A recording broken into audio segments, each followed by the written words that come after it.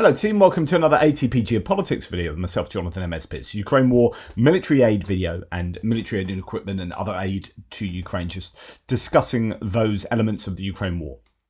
Okay, we're going to start with not something that doesn't necessarily pertain exactly to Ukraine, but is a result of a result of the war with Russia. Okay, NATO is negotiating to bring nuclear weapons to combat readiness and increase their deployment due to growing threats from Russia and China, according to Jens Stoltenberg, the outgoing Secretary General. He stated that NATO needs to showcase its nuclear arsenal to send a direct signal, so that deterrence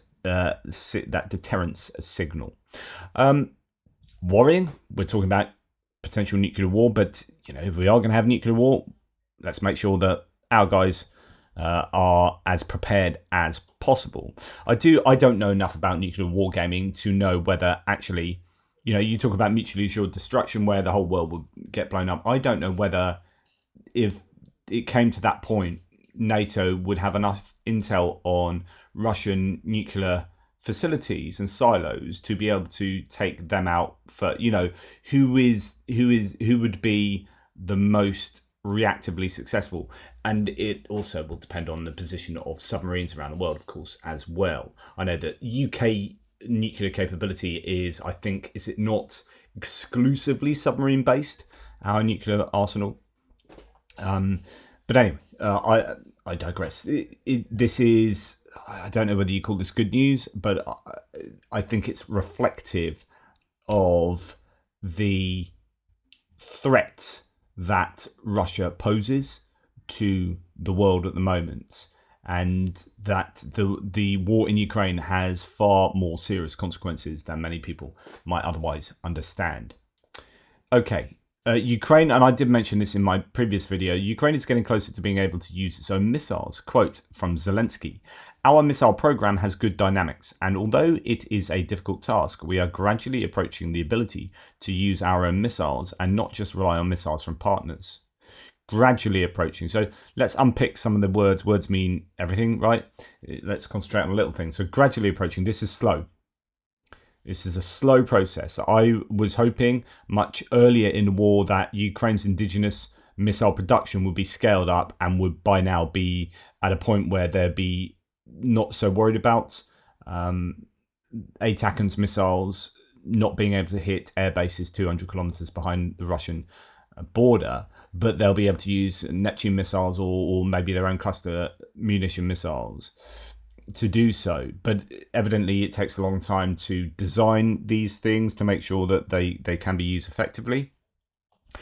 At the end of the day, you're going to be trying to mitigate electronic warfare efforts from the opposition and so on and so forth in designing these so that they are as good as they possibly can be, while also having to produce them at scale, which is to source all the explosives where there are bottlenecks around the world, to build these things safely in facilities in Ukraine that are not vulnerable to Russian strikes. Now, it might be that this has been a gradual process due to facilities being struck by drones and missile strikes that we don't hear about, right? You hear, 17 of 23 Shaheeds were shot down. Well, what happened to the other 6? Where did they hit? And then this Iskander missile wasn't shot down, and that KH-59 wasn't shot down. Okay, what did they take out? So it could be that, once a month, or once every fortnight, a really important facility in Lviv or somewhere is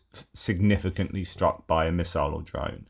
And that could add to the gradual process of getting these missiles to the front line to be able to be used at scale. But anyway, this is good news, although it is slower than one might have otherwise hoped for. Now, Daniela from Tochny sent me his thread that pertains to military industrial production. So this is a good place to go now. Since the start of the war in 2022, he says, Russia has been strengthening its military industry and increasing its military budget. An investigation on Russia's hidden factories, places not secret but somehow not advertised by the propaganda. The current level of attrition is consistently high. So here we look at total FPV strikes on vehicles, and that difference between the Ukrainian figures and the Russian figures. Russian figures have been pretty static. Russian FPV drone hits on vehicles started at 103 in September 2023, went up to 218 in February 2024, 222, 237 in May, down to 187. So we're around, I guess you could say, it ticked up to go around the 200 average mark. That's the Russian hits. Now the Ukrainian hits, let's start in September. It's probably more of a realistic number, better stats. 306. Okay, so already 3 times higher than the Russian successful hits. And then that moved up to 1,126 in April. And then it's now down at the moment, now down to 845. I presume that's the finished number for June. So there is a bit of a high point in April. Otherwise, figures are somewhat lower, but still considerably above what the Russians are able to achieve. And the total being 7,090 for the Ukrainians, 1,701 for the Russians. So a really big difference. So the current level of attrition is consistently high, also thanks to the use of relatively inexpensive but effective drones such as FPV heavy bombers and kamikaze drones. A staggering number of observed strikes on vehicles with a peak of 1,126 observed in April, he says. An article from The Economist expresses doubt that Russia's ability to produce enough barrels, estimating only 1 to 200 are produced annually. However, this assessment is based on the assumption that Russia has technical and logistical issues. However, Russia does have new radial forging capabilities in the JSC electro-style metallurgical plant.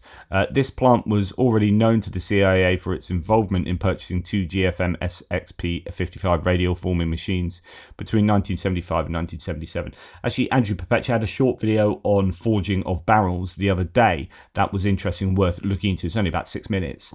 And the idea is that Russia only have a couple of forges that can do this sort of business there. So basically what you have like a, it might be a rifled, I guess, mold in a sense, but it's an interior mold, sort of a cylinder, and then you'd have the metal around the outside that you want to beat simultaneously, and you have 4 hammers beating around into a cylinder. It's just split into 4 that beat it so it gets equal pressure from all directions, and that beats and creates the barrel. And you can do lots of different things with it. You can make a solid thing, a hollow thing, whatever.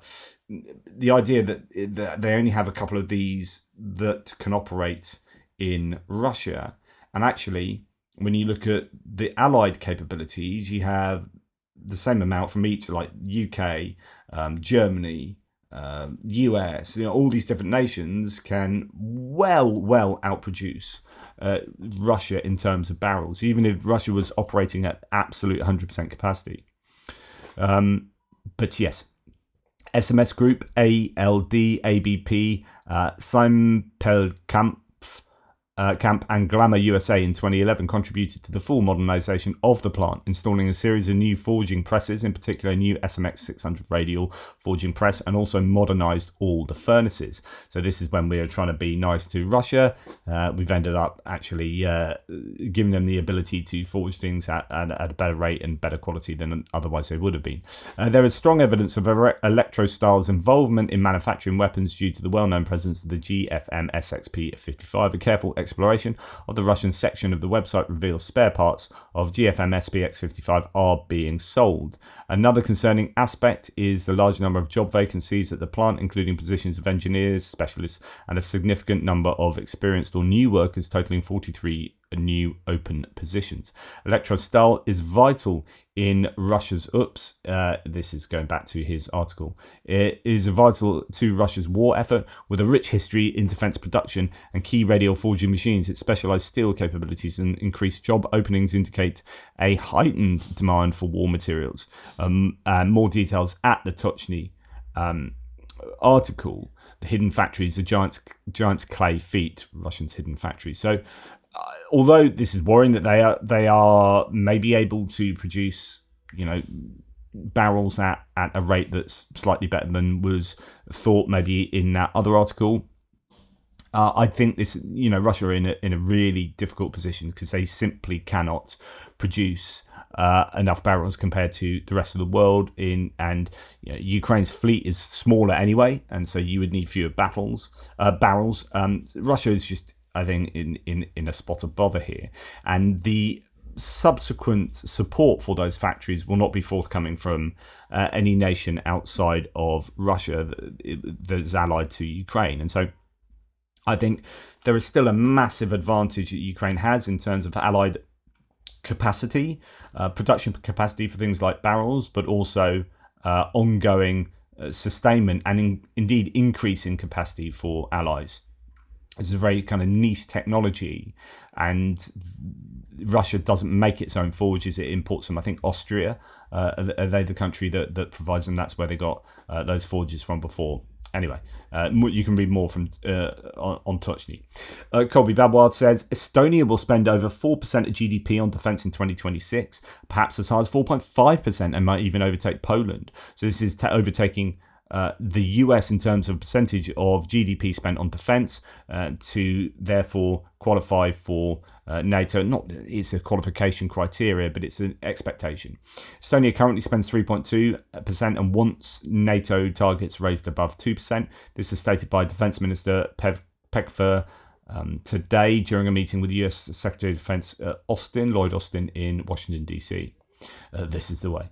Ukraine's armed forces announced on July the 23rd that another batch of its soldiers went to the UK, learning how to use possibly the best named weapon in the battlefield, the Star Streak. So let's read the Kiev Independent article on this.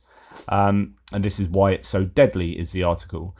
Ukraine's armed forces announced on July the 23rd that another batch of its soldiers were in the UK, learning how to use the Star Streak. The Star Streak missile travels at more than 3 times the speed of sound and can hit a target multiple times due to its 3 dart-like projectiles, according to Ukraine's General Staff on Facebook. The training will help Ukrainian recruits defend their sovereign skies from Russia's illegal aerial advances. Star Streak isn't a new addition to the battlefield in Ukraine. It's actually among some of the first weapons supplied to Kiev by the UK in order to deny Russia air superiority. British troops were deployed to a secret location in Eastern Europe to train the Ukrainian armed forces on their use as far back as March 2022. The UK's Colonel Graham Taylor said to, I'm sure he was a former football manager, said at the time that Star Streak was catastrophic and potent. In April 2022, one was reportedly used by Ukrainian forces to down a Russian Mi-28 helicopter. A video of the incident shows the aircraft flying low 1 second before a successful hit from a missile splits it into 2. So how does it work? Star Streak is a man-portable air defense system, a man-powered shoulder-fired fire and forget weapon. So fire and forget means you fire it, you don't have to keep locking on with a laser or a wire or keep looking at it in any way. You just fire it and then you can jog on. Whereas something like the ATGM, the Skiff ATGM that the Ukrainians manufacture themselves, they have to keep looking at it at the target to get laser designation on it. So yes, fire and forget weapon, ideal for ambushing enemy aircraft from short range up to 7 kilometers and then making a quick exit. Other similar weapons used by Ukraine's armed forces include a US-made Stinger, that's quite old now, the Stinger, Swedish-made RBS-70 and the Soviet-era Igla. But what makes the Star Streak unique is the Star Streak short-range air defense SHORAD high-velocity missile. The missile is actually 3 tungsten darts attached to a rocket motor, which, when launched, will accelerate to more than Mach 3, 3,700 kilometers per hour, making it the fastest weapon of its type in the world. So let's have a little look at how 12-second timer starts. On the trigger press, 3 electrical pulses are sent to the dart nose section.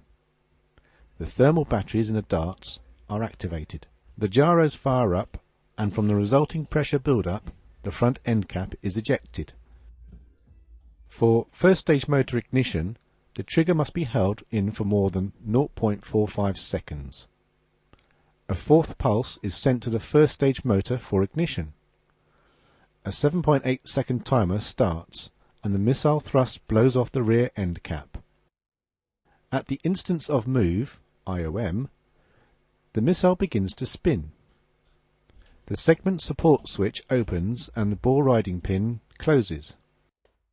As the missile exits the launch canister, the tail fins deploy, and about 10 meters from the canister, the stage 1 motor retaining screws fail. The first stage motor falls away and a 1 meter lanyard is deployed. For second stage motor ignition, the lanyard pulls a pin to release the MSS, which sends a signal to the ISU to ignite the second stage motor. As the second stage motor burns out, the start support separation system operates. The darts are then released and armed. The bus falls away and the darts coast to the target. And there you go. That's how that works. The Starstreak also has clever laser guidance systems to ensure these exceptionally fast-moving projectiles hit their target. Regular laser guidance systems paint a target with a single laser beam. The projectile then follows the reflected laser energy, a setup which requires the target to be painted constantly. This can work very well for ground-based targets, such as buildings, or relatively slow-moving targets like tanks, but with aircraft travelling at high speed, it's trickier. The Starstreak system gets around this by utilising two modulating lasers to create a matrix which keeps the projectiles on target. Travelling at Mach 3, so 3 times the speed of sound, the 3 tungsten darts have more than enough kinetic energy alone to do serious damage to the aircraft. In other words, you don't need explosives, it's just the impact of a thing, kinetic energy just like slamming into it, which is why shells, artillery ammunition have a greater effect than an FPV drone. Not only the explosive bigger, but it gets this kinetic energy of a bunch of metal slamming into a tank, right? So if you get a direct hit with a shell compared to a direct hit with a drone with explosives, you'll get just more kinetic damage as much as anything else there. But for good measure, they also have an explosive charge on a delayed fuse designated to detonate when inside the target. All of this is bad news for the Russian pilot caught in the crosshairs of Starstreak. The speed alone means there's practically no time to react and perform evasive measures, and the projectile itself, according to the manufacturer, almost totally resistant to countermeasures. Wow. In perhaps understated language, Thales, who manufactures it, adds all this has a, quote, huge impact on the human consciousness of pilots and a highly disruptive effect on mission planning and execution. The Starstreak also comes in a few optional configurations, as well as shoulder-fired manpad. Multiple launch tubes can be attached to various vehicles to maximize firepower. Thanks again to the UK, Ukraine has one version mounted to a Stormer armored vehicle, each one capable of carrying 17 Starstreak missiles, and we've seen Stormers operate before. Ukraine had great success in recent months shooting down Russian fighter jets with manpad systems, though the exact models used are not known. Ukraine's National Guard claimed on June 28th it downed another Russian Su-25 fighter jet in Donetsk. In a post on Telegram, the unit said the aircraft was on a combat sortie when it was hit by a well-aimed shot from a manpads. It was a second Russian Su-25 that Ukraine had claimed shot down in June. In the previous month, the claim total was 6. Ukraine claimed that they destroyed two Su-25s on all of those dates there. The General Staff said on July the 22nd that Russia had lost 362 planes since the launch of the full-scale invasion. Kiev Independent cannot verify that claim, though. So good news there.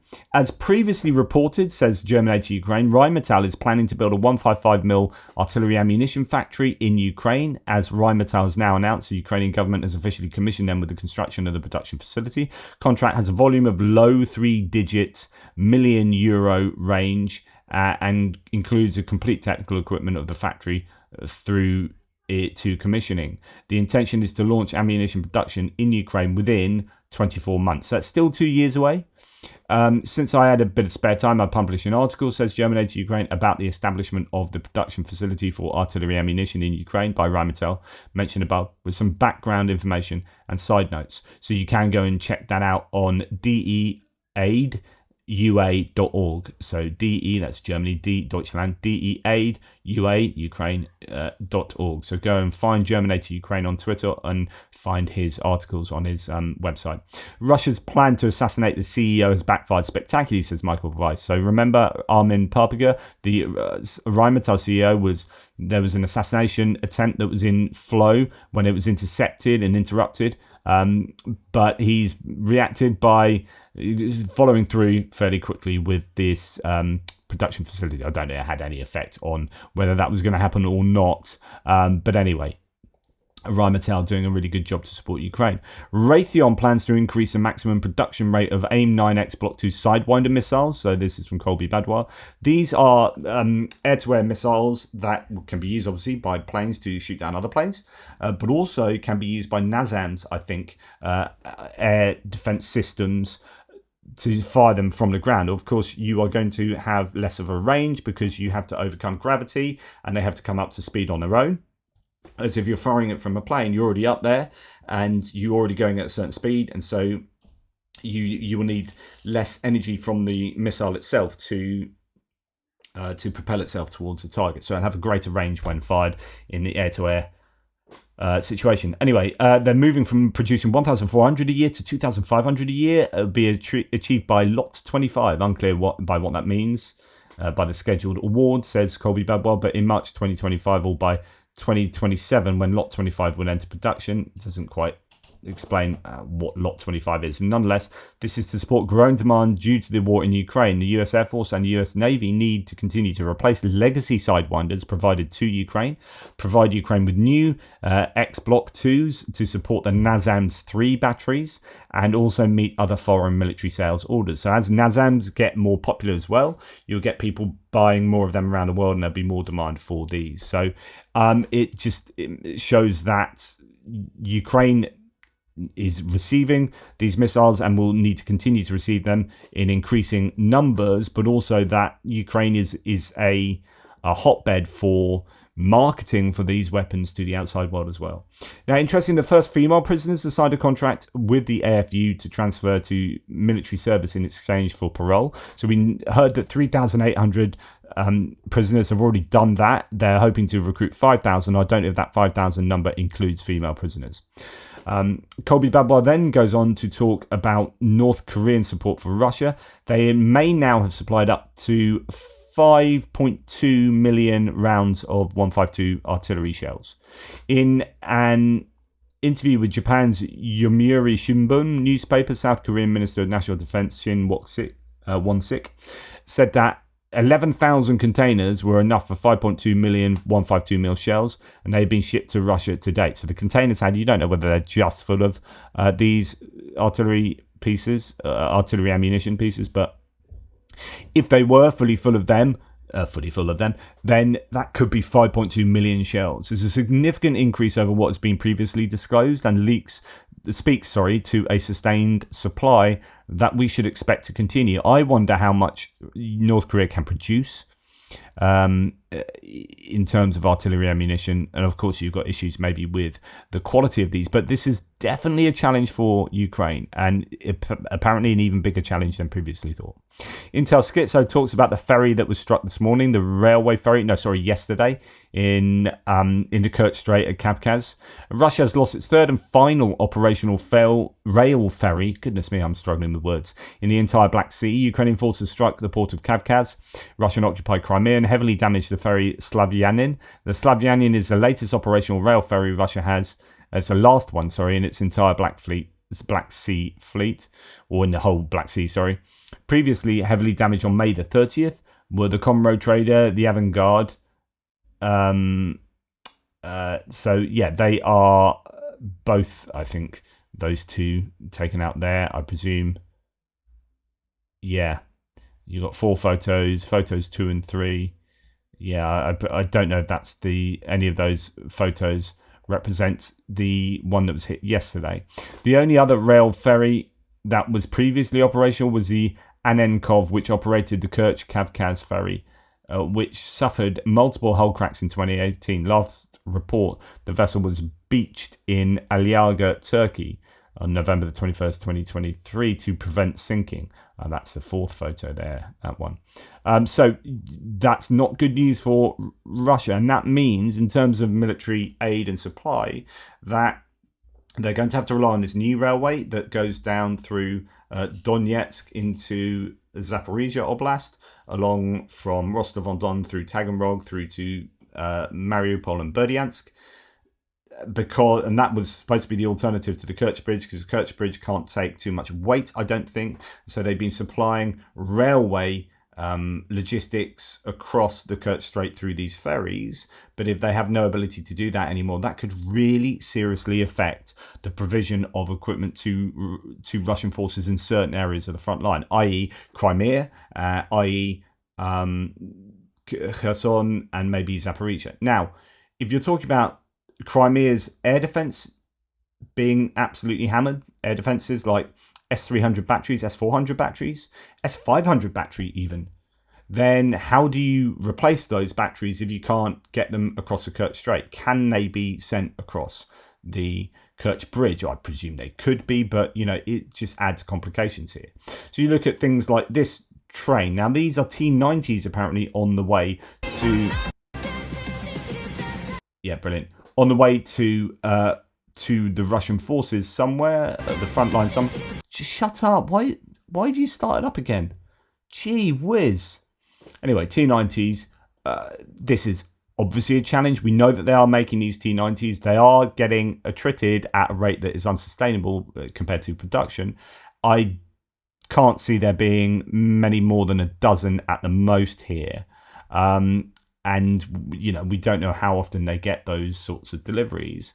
But as actually David D says, quite rightly so here, remember that trainload of 12 Russian tanks today that was seen all over the internet? So those were, I don't think it were those T-90s. That was a previous one of like T-62s or something. Today's losses, so the ones we saw today, and I've shown you this in the last video, today's losses that could be verified by social media, they lost far more than this then, is his implication.